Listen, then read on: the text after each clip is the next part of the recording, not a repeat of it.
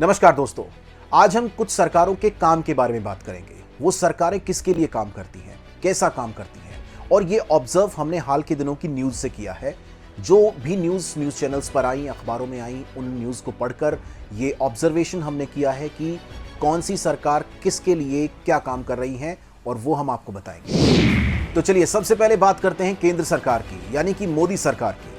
केंद्र सरकार में वित्त मंत्री निर्मला सीतारमण बाकायदा प्रेस कॉन्फ्रेंस करके मीडिया के सामने आती हैं, पूरे देश के सामने आती हैं, और एक ऐसी स्कीम लेकर जिसमें वो सरकारी संपत्तियों को बेचने की बात कर रही हैं, जिसमें वो पूरे सरकारी महकमे को प्राइवेटाइजेशन करने की बात कर रही हैं। इसमें अलग अलग महकमे, जिसमें जैसे रेलवे हो गया या हाईवे हो गया, इन सब के प्राइवेटाइजेशन की बात वित्त मंत्री निर्मला सीतारमण ने की।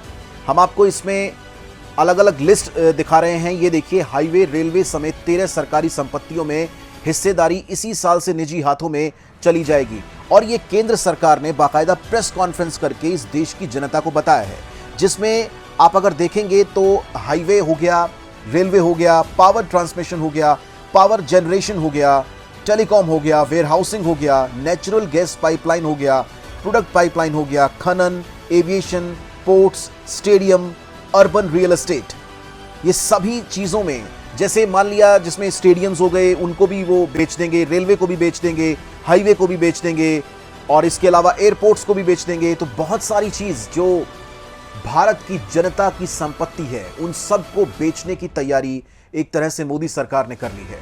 ये बिल्कुल ठीक उसी तरह से है कि एक पिता ने एक घर बनाया और उसके बाद उनके बेटे ने या उनके बेटों ने या उनकी संतानों ने उस घर के आंगन को भी बेच दिया, बरामदे को भी बेच दिया, दलान को भी बेच दिया, और छत पर जो मकान बना हुआ था उसको भी धीरे धीरे करके बेच दिया, और उससे अपना घर चला रहे हैं, ना कि नया बना रहे हैं। अब आप सोचिए ये सरकार क्या कर रही है, धीरे धीरे करके सारी सरकारी संपत्तियों को बेचती जा रही है। पिछले कुछ दिनों में हमने देखा था कि कई सारी बैंक्स को केंद्र सरकार ने बेचा था, जो सरकारी संपत्ति थी, यानी कि सरकार की संपत्ति थी, इस देश की जनता की संपत्ति थी। सरकारी बैंकों को बेचकर पैसा जुटाया। अब रेलवे को भी बेचने की तैयारी हो रही है, हाईवेज को भी। हाईवे पे आप अगर कभी जाते होंगे कहीं घूमने के लिए, या दूसरे शहर जाते होंगे, दूसरे राज्य में जाते होंगे, तो आपको हाईवे पर चलते हुए, अभी वो गवर्नमेंट के पास है, अभी आपको टोल टैक्स देना पड़ता है। तो सोचिए जब ये सब कुछ प्राइवेट हाथों में चला जाएगा, उसके बाद आपको सड़क पर चलने का कितना टैक्स, कितना पैसा देना पड़ेगा। केंद्र सरकार की नीतियों की वजह से आपके चारों तरफ महंगाई है, उस महंगाई का असर आपके ऊपर भी पड़ रहा होगा। पेट्रोल डीजल पहले से ही बहुत महंगा है। पेट्रोल तकरीबन भारत के सभी शहरों में, सभी राज्यों में 100 के पार है, कहीं 105, कहीं 106, तो कहीं 107 रुपए के करीब। डीजल 90 रुपए से ऊपर है, और रसोई गैस तो आप पूछिए मत, सरसों का तेल पूछिए मत, सब कुछ ऊपर। सरसों का तेल 200 रुपए के पार, रसोई गैस तो जैसे 1000 रुपए के आसपास पहुंच गई है। जहां पहले 400 रुपए के ऊपर बीजेपी के नेता प्रदर्शन करते थे, 400 साढ़े 400 हो जाती थी, आज 1000 रुपए, 850 रुपए, 900 रुपए के आसपास उनको कोई फर्क ही नहीं पड़ रहा। एक रिपोर्ट के मुताबिक, ये रिपोर्ट आप देखिए, साल भर में 327 रुपए के करीब रसोई गैस महंगी हो गई है इस पिछले एक साल में, और इससे मध्यम वर्गीय परिवारों का बजट गड़बड़ा गया है। सब्सिडी जहां पहले सरकार 200 रुपए के करीब दे रही थी एक साल पहले, अब वो घटकर 58 रुपए आ गई है, क्योंकि उसका सारा बोझ आपके ऊपर डाल दिया गया है। सरकार कह रही है कि हम आपसे टोल टैक्स भी लेंगे, हम आपसे सारा टैक्स लेंगे, इनकम टैक्स लेंगे और जीएसटी लेंगे, सब कुछ लेंगे, लेकिन आपको कोई सुविधा नहीं देंगे। और ये उसी कड़ी में है कि आपको सिलेंडर नहीं देंगे, हम आपको कोई पैसा नहीं देंगे, कोई रियायत नहीं देंगे, कोई फायदा नहीं देंगे। आपकी जेब के ऊपर महंगाई का बोझ ऐसे ही डालते रहेंगे, और जो बची सरकारी संपत्तियां हैं उसको भी बेचते रहेंगे। महंगाई एक कारण है जिससे कि आम जनता परेशान है, लेकिन बीजेपी के नेता उसका भी मजाक बनाते हैं। आप एक बीजेपी की सांसद हैं और एक बीजेपी के नेता हैं, महंगाई के ऊपर उन लोगों का बयान सुनिए जरा।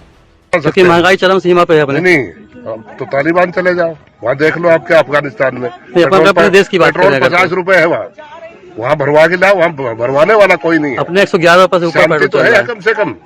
कोरोना की तीसरी लहर आने वाली है, दो लहर आ चुकी है। आप बताइए, आप सम्माननीय पत्रकार हैं, आप पेट्रोल की बात कर रहे हो, किस हालत से देश गुजर रहा है। इसके अलावा जो ये लोग एक प्रोपोगंडा करते हैं कि डीजल महंगा, पेट्रोल महंगा, ये महंगाई कुछ और नहीं है, ये कांग्रेसियों की मानसिकता है और फोकट का प्रोपोगंडा है। और इसके बाद नंबर आता है यूपी सरकार, यानी कि वहां पर बीजेपी की सरकार है। वहां नाम बदलने का एक नया खेल चल रहा है, शहरों के नाम बदल दिए जाते हैं। आप सोचिए कि शहरों के नाम बदलने से क्या उस शहर के अंदर सुविधाएं बढ़ जाएंगी? क्या उस शहर के युवाओं को नौकरी मिल जाएगी? क्या वहां महंगाई घट जाएगी? नहीं, सिर्फ शहरों के नाम आपकी सोच को जकड़ने के लिए बदले जा रहे हैं, आपको भड़काने के लिए बदले जा रहे हैं, आपको सिर्फ ये फील कराने के लिए बदले जा रहे हैं कि आप फील कीजिए, कि बस आप महसूस कीजिए कि हमने आप जो चाह रहे थे, आपकी जो इच्छा थी, वो हमने कर दिया, बस आप इसी में खुश हो जाइए। अब एक ऐसी सरकार के बारे में आपको बताते हैं जिसने पूरी दुनिया में भारत का नाम रोशन किया है, यानी दिल्ली सरकार। सबसे ज्यादा सीसीटीवी कैमरे लगाने के मामले में अब दिल्ली सबसे टॉप पर है, ना केवल इंडिया में बल्कि पूरे विश्व के अंदर। बहुत सारे बड़े बड़े शहरों को दिल्ली ने पीछे छोड़ दिया है, जिसमें शंघाई जैसे बड़े शहर हैं, न्यूयॉर्क जैसे बड़े शहर हैं, इन सब को पीछे छोड़ते हुए दिल्ली पहले नंबर पर आ गई है। अगर हम लिस्ट की बात करें तो उसमें दिल्ली 1826 कैमरे पर स्क्वायर माइल के हिसाब से सबसे ज्यादा पूरी दुनिया में। लंदन भी उसके बाद है, लंदन 1138 कैमरे लगा रहा है पर स्क्वायर माइल पर, और दिल्ली में 1826 कैमरे लग रहे हैं। भारत का एक दूसरा शहर चेन्नई इसमें 609 कैमरों के साथ है, और बाकी सब उससे नीचे, जिसमें चाइना की बहुत सारी सिटीज हैं, सिंगापुर भी है, और इसमें बीजिंग भी है, बहुत सारे, न्यूयॉर्क यूनाइटेड स्टेट्स का, वो भी इससे नीचे है। अभी हाल के दिनों में हमने देखा कि दिल्ली सरकार ने अपने 20 स्कूल्स को स्कूल ऑफ स्पेशलाइज्ड एक्सीलेंस का नाम दिया है, यानी उन स्कूल्स के अंदर हाईटेक पढ़ाई होगी और एक विषय के ऊपर विशेषज्ञता के साथ पढ़ाई होगी, जैसे कि 9वीं, 10वीं, 11वीं, 12वीं, जो एक ऐसी क्लासेस होती हैं जहां आपके भविष्य का, किसी भी बच्चे के भविष्य का अंदाजा हो जाता है कि वो आगे जाके करेगा क्या, तो वहीं पर उसकी स्किल्स के ऊपर ज्यादा जोर दिया जाएगा। अगर आप साइंस स्ट्रीम में जाना चाहते हैं तो उसकी एक स्पेशलाइज्ड पढ़ाई आपको कराई जाएगी। अगर आप 21st सेंचुरी की हाईटेक एजुकेशन लेना चाहते हैं, टेक्नोलॉजी की लेना चाहते हैं, तो वो आपको पढ़ाया जाएगा। आप ह्यूमैनिटीज में जाना चाहते हैं तो वो आपको पढ़ाया जाएगा। अगर आप आर्ट्स में जाना चाहते हैं, कलाकार बनना चाहते हैं, तो वो आपको पढ़ाया जाएगा। यानी आपके बच्चों के उज्जवल भविष्य के ऊपर ये सरकार इस वक्त काम कर रही है, यानी दिल्ली सरकार, जहां आपके बच्चों को अच्छी शिक्षा देने के ऊपर एक पूरी प्लान के तहत चल रही है, और जिसमें सबसे पहले ये 20 स्कूल्स जो दिल्ली स्कूल एजुकेशन बोर्ड के तहत इसका सिलेबस होगा। और एक सबसे अच्छी बात जो पिछले दिनों हमने देखी कि एक इंटरनेशनल एजुकेशन बोर्ड है और इंटरनेशनल बैकलॉरिएट, उसके साथ दिल्ली सरकार ने एक एग्रीमेंट किया है, जिसके तहत इंटरनेशनल स्टैंडर्ड के ऊपर इन स्कूल्स का सिलेबस डिसाइड होगा।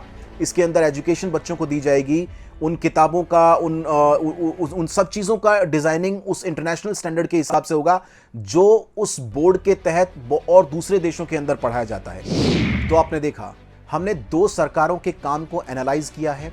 एक तरफ केंद्र सरकार है या बीजेपी की दूसरी स्टेट्स गवर्नमेंट है, वो कैसा काम कर रही हैं, और दूसरी तरफ दिल्ली सरकार है, वो कैसा काम कर रही है। हमने दोनों चीज़ें आपके सामने रखी हैं। न्यूज़ में इस वक्त आ रहा था, आप गूगल करके ये सब कुछ देख सकते हैं, ये हमने अपने पास से नहीं बनाया।